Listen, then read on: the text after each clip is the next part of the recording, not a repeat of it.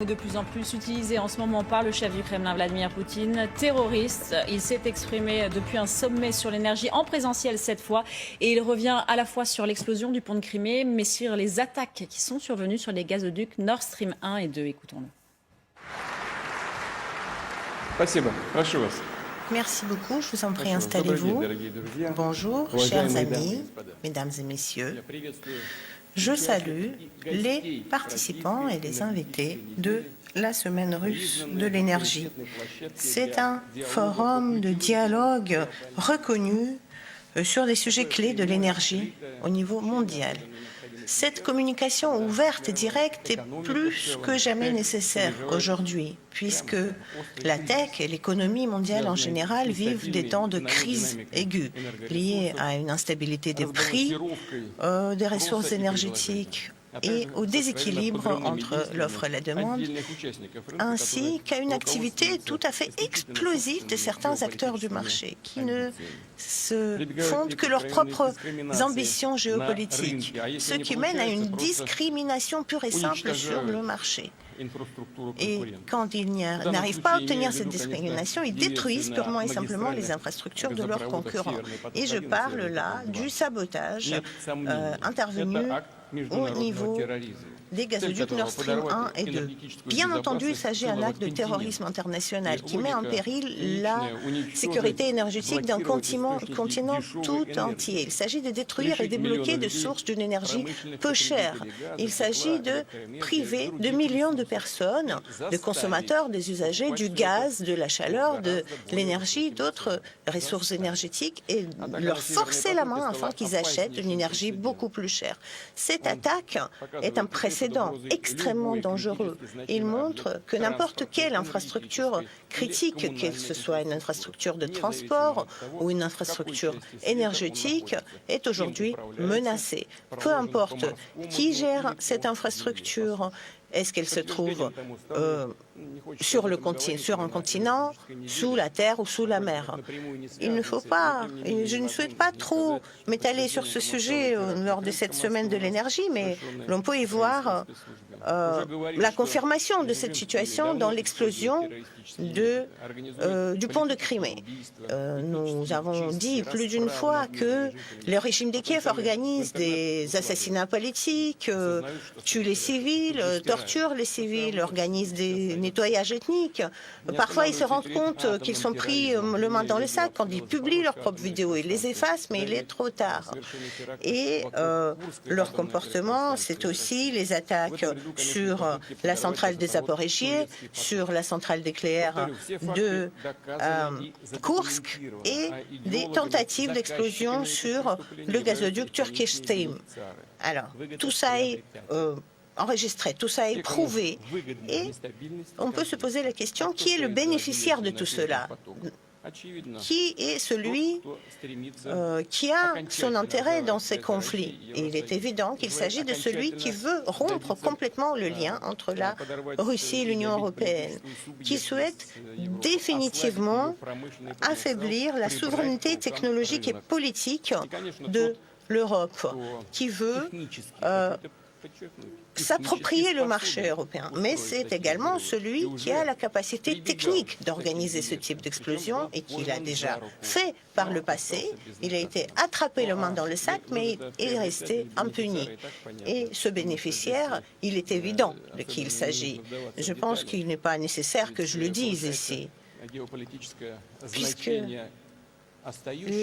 la signification géopolitique des gazoducs restants augmente. Ce sont des gazoducs qui traversent le territoire polonais, le territoire ukrainien. Tous ces gazoducs ont, il y a quelque temps, été construits et leur construction a été financée sur ses propres denrées par la Russie.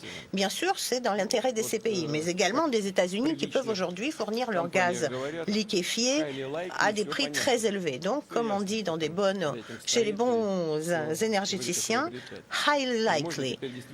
Très probablement, on voit de qui il s'agit quand on parle de ces bénéficiaires. Donc, on peut plus facilement aujourd'hui imposer le gaz liquéfié américain qui ne fait pas la concurrence au gaz russe.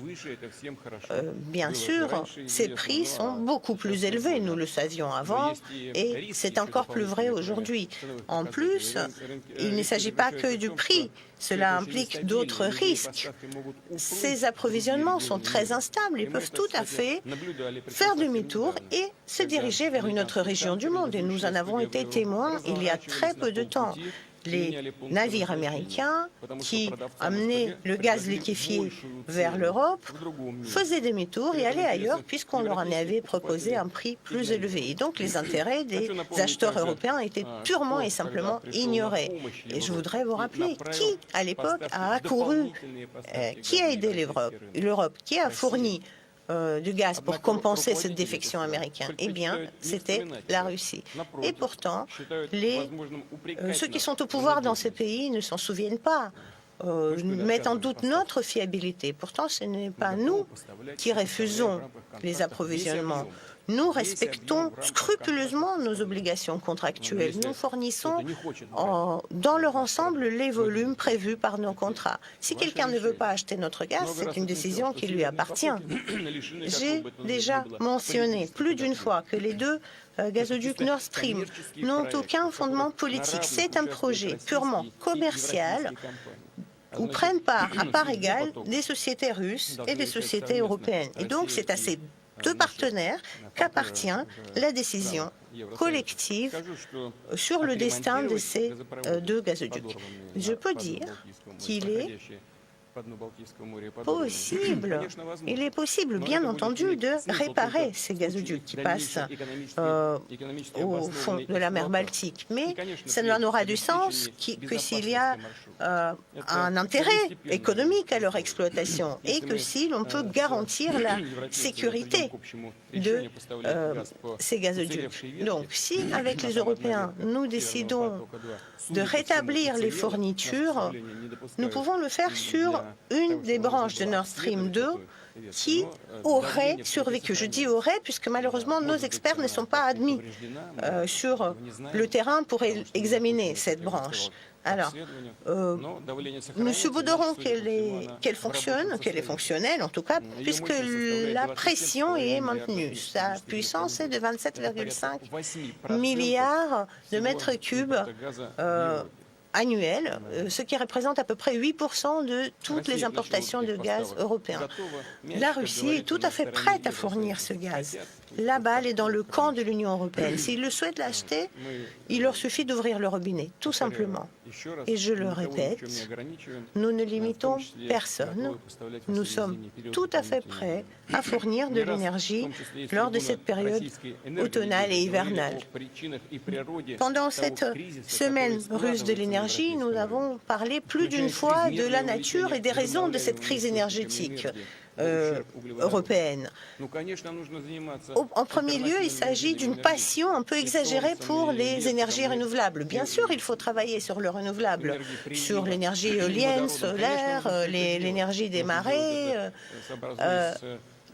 l'hydrogène, bien sûr, il faut le faire. Bien sûr, il faut les développer, mais il faut tenir compte des volumes de consommation de ces types d'énergie, de la demande, de la croissance économique mondiale et du niveau de développement de ces technologies. Il ne faut pas mettre la charrue avant des bœufs pour des raisons politiques ou purement conjoncturelles, de politique intérieure parfois. Et pourtant, c'est ce qui s'est passé. L'on a refusé le nucléaire, l'on a refusé également les contrats à long terme dans le domaine gazier. Nous sommes passés sur un modèle de marché spot ou de marché à terme. Et donc, selon les pronostics économiques, l'Europe perdra cette année plus de 300 milliards d'euros à cause de ce passage au marché spot. Ce sont près des 2% du PIB de la zone euro. Et ces pertes auraient pu être évitées si nous avons utilisé des contrats à long terme rattachés au prix du pétrole. Dans cette salle, je parle devant des professionnels et tout le monde dans cette salle comprend que la différence entre le marché spot et le marché à long terme est triple ou quadruple. Et alors, qui est à l'origine de ça? Est-ce que c'est nous? Pas du tout. Cette méthode de commerce nous a été importée. Gazprom a été forcé à rattacher ses prix au prix du marché spot. Et aujourd'hui, l'on s'en plaint. Mais bien, ça n'est pas de notre faute. Ce problème de prix élevé, comment va-t-il être résolu? Nous l'avons vu par le passé pour d'autres groupes de marchandises. Tout simplement, l'on fait marcher la planche à billets. Et cette planche à billets fonctionne. L'Union européenne a plus de 300 milliards d'euros de plus qui tournent. Alors, et qu'est-ce qui va se passer? Il va se passer la même chose que pour l'alimentation. L'Europe, avec ses billets fraîchement imprimés, va rafler les ressources énergétiques. Et donc, les pays les plus vulnérables, les pays pauvres, devront payer ce prix fort pour l'énergie. Ce qui se vend aujourd'hui sur le marché européen est vendu au prix triple, comme je l'ai déjà dit. Et donc, cela stimule l'inflation qui est aujourd'hui à 10% en Europe. Et les simples citoyens européens en souffrent. Leur facture énergétique a pratiquement triplé. Comme au Moyen-Âge, la population accumule du bois pour l'hiver. Et où est la faute de la Russie ici? Non, on nous met sur le dos sa propre faute, ses propres erreurs. C'est leur faute, je leur ai dit. Et il ne s'agit pas de notre opération militaire spéciale ou qui se passe en Ukraine ou au Donbass. Non, pas du tout. Voilà, on vient d'écouter en direct Vladimir Poutine, le maître du Kremlin à nouveau, mais très explicite cette fois. Xavier qui s'est lancé dans un j'accuse, et derrière le j'accuse, les États-Unis. Oui, et puis ça tombe bien puisqu'il est à un forum de l'énergie, il parle à des gens qui s'y connaissent en énergie, et il explique tout simplement que si le Nord Stream, le gazoduc Nord Stream a été saboté, c'est pour permettre à des concurrents de la Russie de vendre leur gaz. Il cite jamais les États-Unis d'ailleurs, il est resté extrêmement prudent, il a dit devant l'assistance que c'était pas la peine de lire en fait. Le terrorisme international. Tout le monde a compris, c'est du terrorisme, et les terroristes, là, ils désignent clairement les États-Unis de Joe Biden. Alors si on suit le raisonnement de Poutine, Joe Biden a fait ça parce que le gaz acheminé par le gazoduc russe entre la Russie et l'Allemagne est beaucoup moins cher que le gaz de pétrole liquéfié américain, et que maintenant que la Russie ne peut plus livrer son gaz, eh bien les États-Unis, pour reprendre ce qu'il a pensé, pas ces mots, mais ce qu'il a pensé, vont s'en mettre plein les poches. Or, il faut quand même savoir que la Russie ne livrait déjà quasiment plus de gaz à l'Europe, qu'elle avait fermé les vannes sous des prétextes fallacieux, justement de vannes endommagées à réparer, qui n'étaient jamais réparées, qui n'étaient jamais récupérées. Il y a eu beaucoup de problèmes de douane. En fait, c'est des problèmes de douane qui étaient russes, qui ne venaient pas d'autre part. Donc, il met vraiment la balle dans le camp américain. Il va même plus loin, c'est-à-dire que maintenant, il prétexte tout ce qui s'est passé sur le terrain et une partie de cet engagement en Ukraine en disant que aujourd'hui, les États-Unis, autant les nommer, c'est un peu un coin entre l'Europe et entre la Russie. C'est-à-dire que, visiblement, les États-Unis veulent diviser, veulent séparer la Russie et l'Europe. C'est ce qu'elle regrette. Oui, c'est intéressant. C'est d'une manière générale, on voit que sur un fond de vérité, on construit un mensonge, et à partir de ce mensonge, comme on avec le construit pétrole une vérité. au Moyen-Orient. Exactement. C'est exactement pareil. C'est exactement la même chose. C'est un système totalitaire, mais enfin, d'une manière générale, c'est un système politique de nier la réalité et de la retourner contre son adversaire. Voilà. Donc, il suit sa propre sémantique, il développe son discours. En désignant les États-Unis comme étant le principal perturbateur et sa capacité à vouloir séparer l'Europe de la Russie, il ne parle pas de la Chine, entre parenthèses, et donc voilà, il est véritablement dans son rôle. Il le fait plutôt bien. Moi, je trouve que c'est quelqu'un quand même dont il faut énormément prendre en compte et à la fois son intelligence et son calcul politique. Il ne faut jamais sous-estimer ses adversaires. C'est un adversaire de poids, c'est un adversaire intelligent. Il faut faire très attention. On est au début d'une crise et on n'est qu'au début, me semble-t-il. On y revient dans quelques instants. On sera avec Jean-Éric Branin qui nous a rejoint. Le colonel Pierre de Jonc aussi devrait nous rejoindre dans quelques instants. On va continuer de décrypter ce j'accuse de Vladimir Poutine qui désigne les États-Unis.